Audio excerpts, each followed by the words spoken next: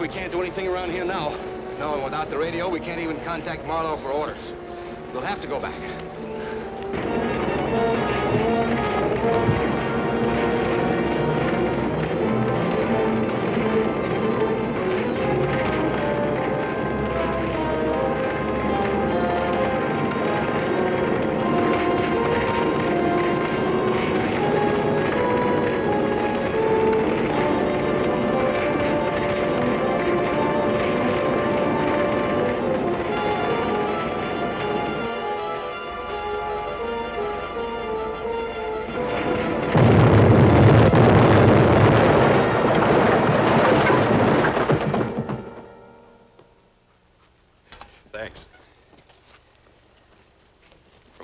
See, the cave was used as a storehouse for construction equipment and supplies.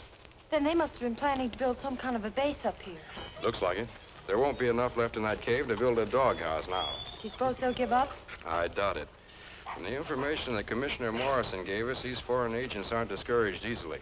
We've upset their plans, whatever they are, but I'll bet they start operating again in some other place. Mr. Roberts, Miss Kay, you people still looking for that fellow Reed? Oh, I sure am. Well, I saw him and another man heading for the river about 2 hours ago. They asked me if I thought the ice was still solid enough to cross on. Oh, what'd you tell them? Well, I told them I thought it would if they moved fast. Don, they're our only link with the gang we're after. Hurry, we've got to catch... Let's go.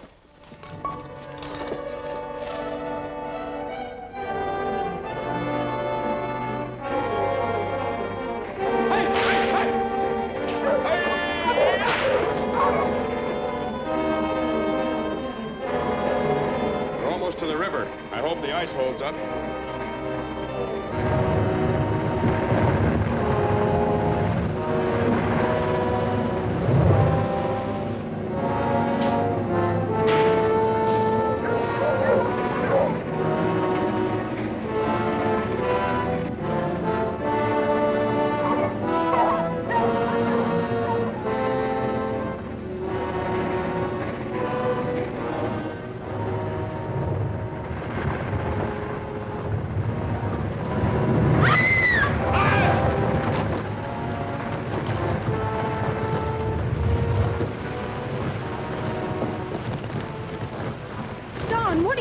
Well, I have to cut the dogs loose. We can't just leave them here. We'll have to make a run for it.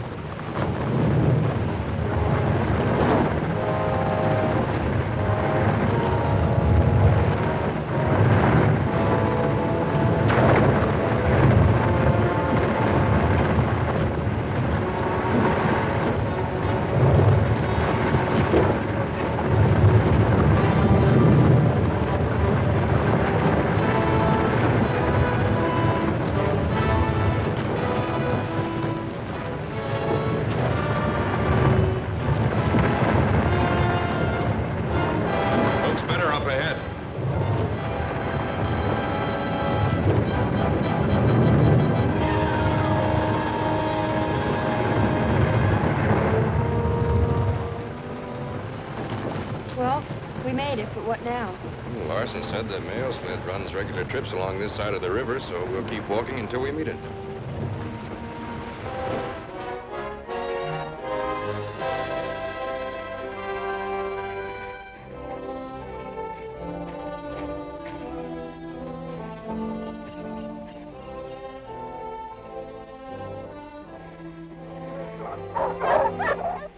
There he is.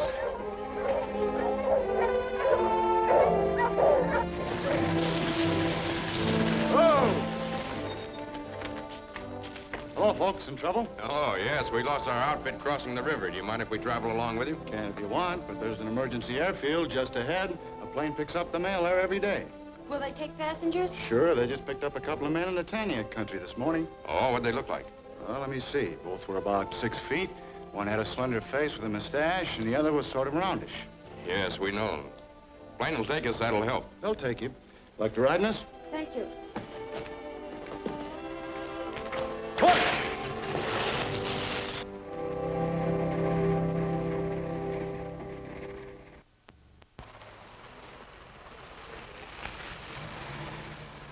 You think they'll be operating around here? It's a good bet. They took another plane in Nautiamo, and the pilot landed them in that pasture across the lake.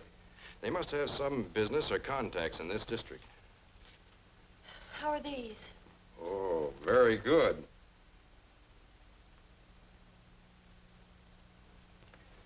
We'll have some copies printed up and post them all over this district. If they stay around here, we might be able to pick them up.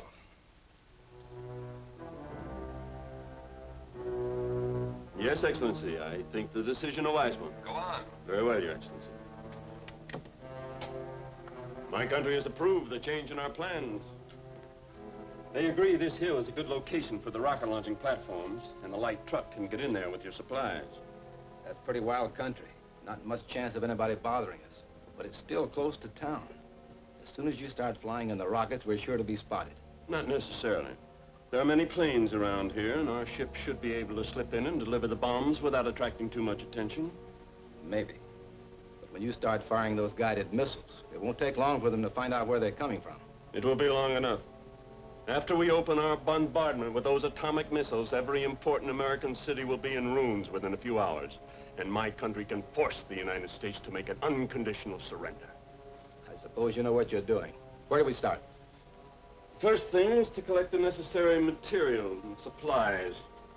They'll have to be bought in small quantities and at different places so as not to arouse suspicion. We can't move around too much. The Mounties know us now. I realize that, so I've arranged for other men to do the outside work.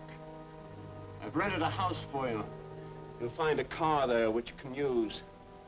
The house is about 2 miles down that road. It's the Nason place. Fine. Thanks a lot. That was Frenchy Dupre. He says 2 men who look like the ones on our poster are living in the old Nason place. Maybe we've got a break. Let's hope so.